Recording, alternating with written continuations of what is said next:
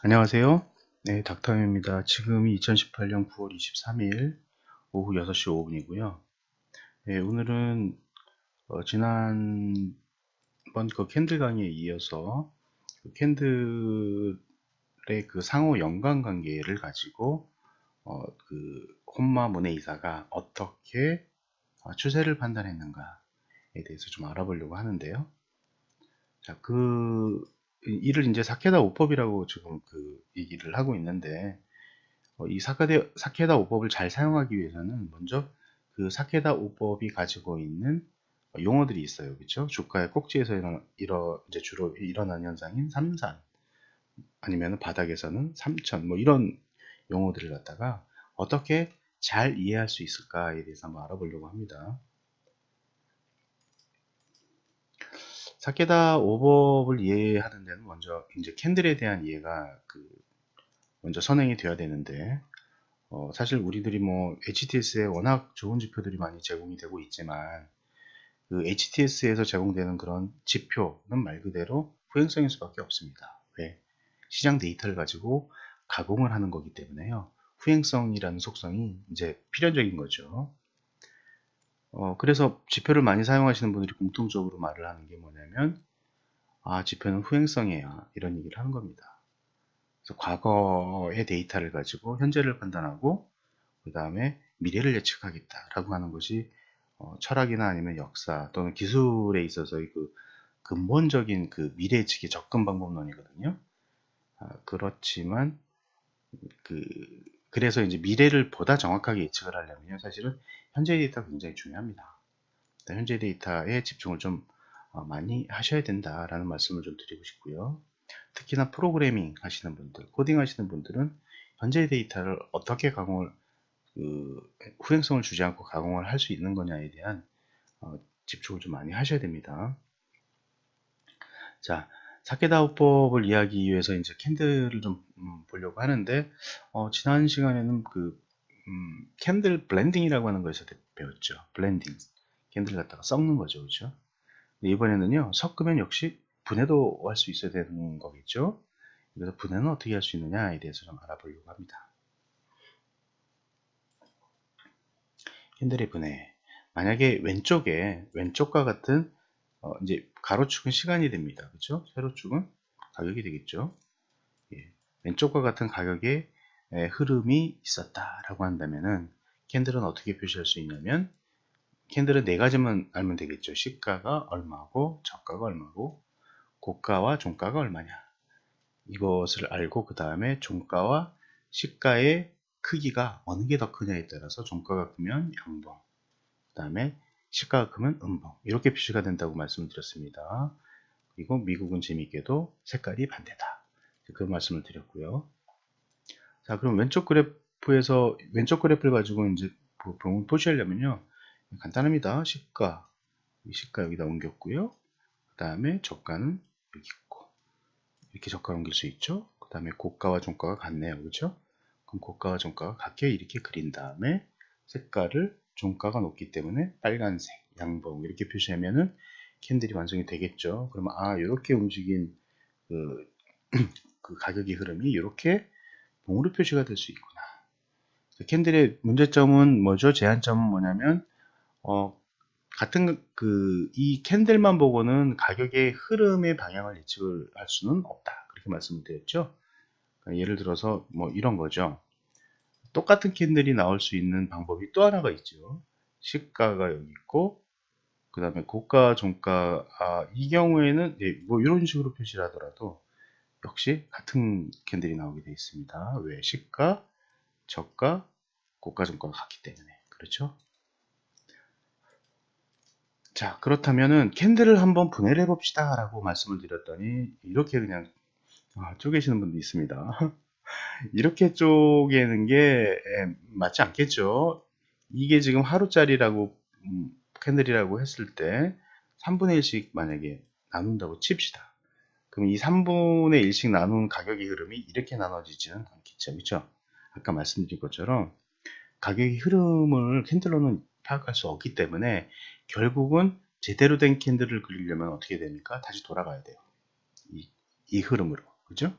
그래서 시간에 따라서 가격이 어떻게 움직였는지를 이제 보여주는 그 그래프로 들어가서 그 그래프를 3등분을 해야 됩니다. 그래서 A 파트, B 파트, C 파트를 이렇게 정확히 3분의 1씩 나눴다고 칩시다. 그러면 이렇게 A, B, C 형태의 차트가 따로 분리가 되겠죠? 요 A, B, C 차트를 가지고 다시 캔들을 만드는 겁니다. 자, 그러면은 A 파트는 한번 볼게요. 시가, 저가, 고가, 종가만 파악하면 되겠죠? 시, 저, 그죠? 그 다음에 시가 이퀄 고가네요. 그죠? 그 다음에 종, 이렇게 되겠죠. 그러면 이런 그래프가 나오겠죠? B는 어떻게 됩니까? 시, 고, 저, 시가 이퀄 저가. 이런 촛불형이 나오겠죠. 그렇죠? 다음에 양봉이고, 자, C는 시, 저, 고, 종 똑같죠? 그렇게 되면 이런 양봉 형태가 또 나오게 됩니다. 자, 결론적으로는 어떻게 됩니까? 캔들 아까 형태의 이런 그 양봉 형태, 장대 양봉형, 꼬리 달린 장대 양봉이죠. 꼬리 달린 장대 양봉 형태의 캔들은 아까 요 가격의 흐름을 봤더니 이렇게 세 개로 분리가 되더라 라는 걸 알 수가 있죠. 그죠? 네. 자, 그러면 이제 우리가 캔들에 대해서 잘 알아봤어요. 캔들을 어떻게 블렌딩하고 또 어떻게 분해를 하는지. 자, 그렇다면은 사케다우법을 한번 돌아가 보겠습니다. 예. 사케다우법은 그 주가의 관계를 통해서, 그 캔들의 관계를 통해서 꼭지나 바닥이나 아니면은 그 추세가 진행하는 과정에서 어떤 일이 일어나고 있을까를 파악하는 방법이라고 이해를 하시면 쉽습니다. 지금 이제 우리가 먼저 알아보고 싶은 건 뭐냐면 주가의 꼭지에서는 무슨 일이 일어나고 있나 이 부분을 알아보고 싶은 겁니다. 이때 이제 사케다우법에서 참상과 삼전 천장형이라는 그 현상이 일어난다라고 얘기를 하고 있어요. 삼사는 뭡니까? 밑에 보면 15개의 봉이 있어요. 15개면은 5거래 1 곱하기 3. 3주간의 이제 그 가격의 흐름이겠죠. 그게 이렇게 종가를 연결해 보면 이렇게 산형태가 나옵니다. 그 다음에 삼전 천정형은 뭐냐면 산형태랑 비슷한데 가운데가 이렇게 높습니다. 이런 뜻이에요. 그죠? 이럴 때 언제 가격이 꼭지를 완성하게 되냐면요. 이 부분. 이 넥라인이라고 부르는 부분입니다. 이 넥라인 부분을 갖다가 붕괴를 할 때, 그럴 때 꼭지가 완성이 된다. 그렇게 이제 말을 합니다. 그러면은 우리가 지금 이제 좀 전에 우리가 캔들을 분해하는 방법을 배웠죠. 그럼 일단 이제 이 캔들이 15개짜리니까 얘를 한번 블렌딩을 한번 해볼까요? 그러면은 이 하나, 둘, 셋, 넷, 다섯 그 세 그룹으로 5개씩 세 그룹으로 이루어진 15개의 캔들을 갖다가 먼저 5개를 하나로 이렇게 한번 분해를 한번 블렌딩을 한번 해봅시다. 네. 자, 보시면은, 자, 첫 번째 파트 5개. 하나, 둘, 셋, 넷, 5개의 시가, 고가, 저가, 종가를 찾아야 되는 일이 먼저 돼야 되겠죠? 자, 시가는 어디입니까? 여기. 저가, 어디입니까? 여기인데, 예, 그 다음 고가, 그 다음에 종가가 여기가 되겠죠. 그럼 여기에, 조금 잘못 그려졌네요. 그죠? 어떻게 돼야 됩니까? 꼬리가 조금 달렸어야 되는 거죠. 그죠? 자, 이렇게. 색깔은 이 색이 아니네요. 까만색이어야 되겠네요. 그죠? 이렇게. 자, 시가, 여기, 저가, 여기, 고가, 여기, 종가는 여기가 되겠네요. 그죠? 그러면 시가와 종가를 보면은 뭡니까? 이 캔들은 양봉이구나. 양봉에 꼬리가 이렇게 많이 달린 형태의 양봉 캔들이 나오는 거네요. 자, 그러면은 다음 번 한번 보겠습니다. 그 다음 5개의 캔들에 대해서 하나,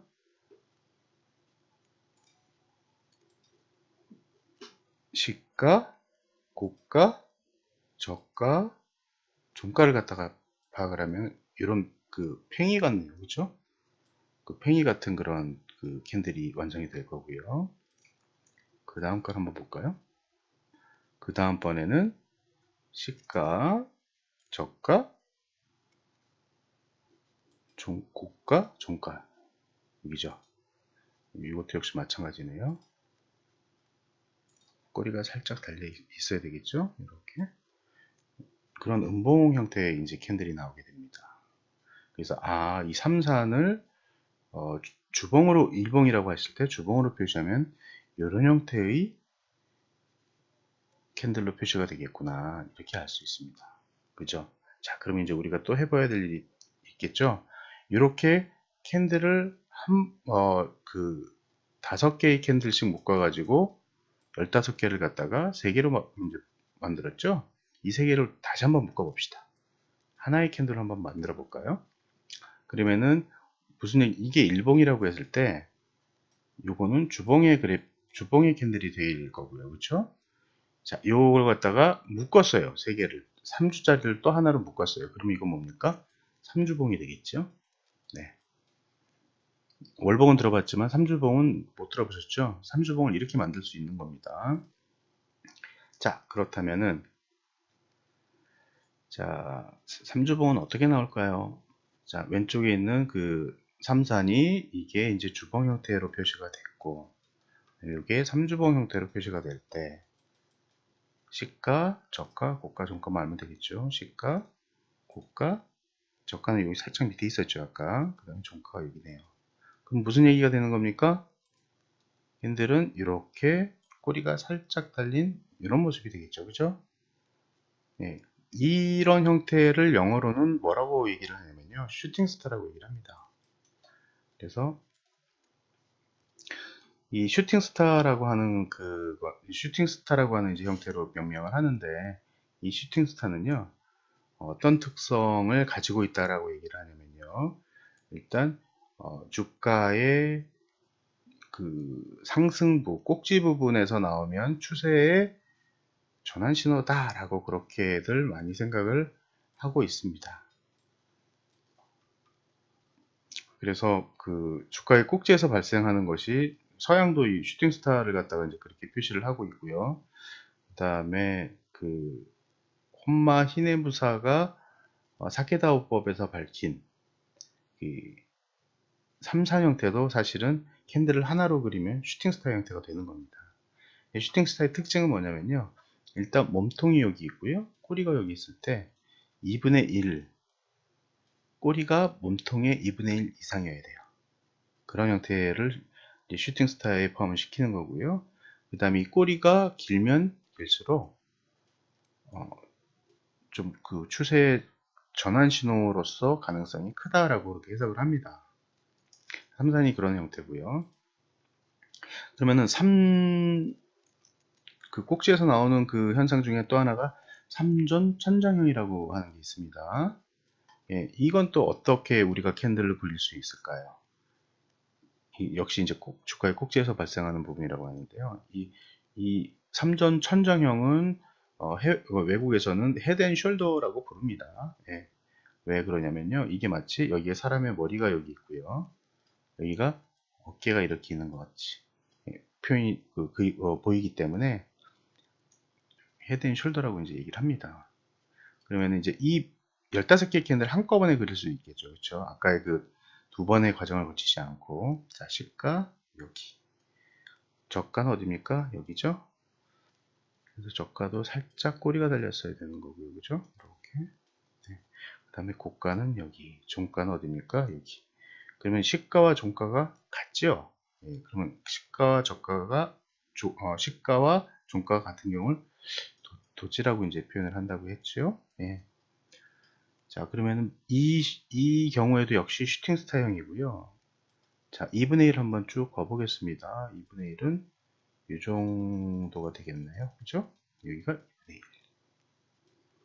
그러면은 몸통은 거의 없죠. 그렇기 때문에 굉장히 꼬리가 긴 형태의 슈팅스가 나왔습니다. 아까 꼬리가 길면 길수록 전환 신호일 가능성이 크다 이렇게 말씀을 드렸고요. 그래서 3전 천정형 헤드 앤 숄더 이 부분은 서양이나 동양이나 굉장히 의미를 갖는 그런 추세 전환 신호로 이제 받아들이고 있습니다. 실내 한번 들어볼까요? 네, 한번 보겠습니다. 자, SK 하이닉스의 왼쪽은 주봉 차트입니다. 여기 보시면은 우리가 좀 전에 봤던 그런 모습의 그 캔들이 어디에 있습니까? 여기 있죠, 이렇게. 그죠? 이런 슈팅 스타형이 나왔다. 고가 9만원 정도를 찍고요. 언제? 2017년 10월 10일 날 찍고, 그 다음도 이렇게 하락하는 모습을 볼 수 있죠. 그죠? 그 다음에 또 그런 모습이 있을까요? 하이닉스 월봉을 보면은요, 또 월봉에서도 이런 모습을 찾아볼 수가 있습니다. 그죠? 이런 모습을 찾아보고, 이 경우에는 또 특이하게도 어떤 형태입니까? 월봉이 3존, 이거는 3산형이네요. 그쵸? 이렇게. 그죠? 예. 그리고 그 중간에 딱 슈팅스타가 나왔죠. 그러면은 이 주식은 어디를 깨면 하락이냐면요. 이제 여기 저가가 여기 있으니까 요 가격을 깨면 하락이 되는 겁니다. 이 저가. 그래서 4만 한 2,500원 정도를 깨면서 급하게 3만원까지 하락하는 게 보이죠. 자, 그런데 지금 이제 그 3산형 또는 3전 천정형 하는 그런 그를 파악하는 그 사케다 오법이요, 절대적인 건 아닙니다.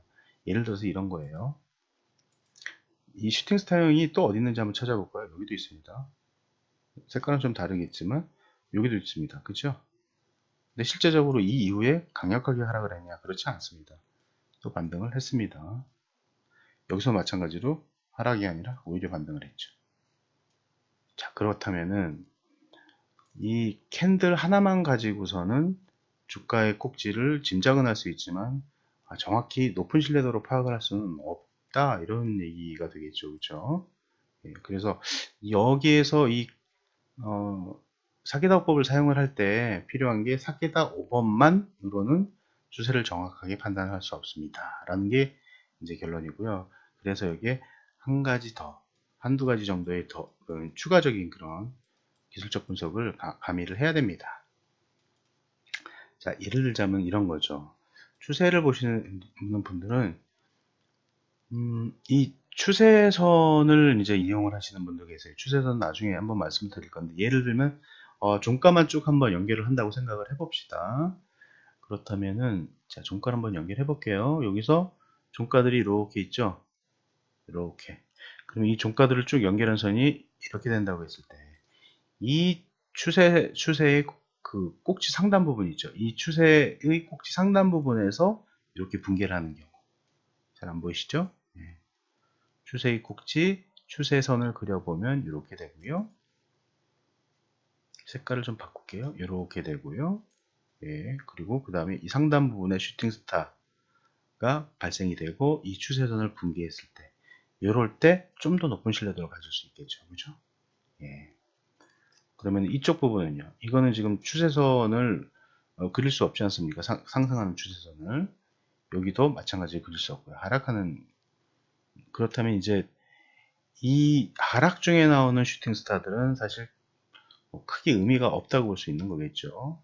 하락 중에 나오는 슈팅 스타들은 크게 의미가 없다. 그러면 이 하락을 극복하고 상승으로 전환할 때는 어떤 신호를 봐야 될까? 이런 것들 갖다 고민할 수 있는 이제 공부 자료가 생기는 거겠죠. 네. 그럼 여기까지 하고요. 네, 즐거운 추석 되십시오. 수고하셨습니다.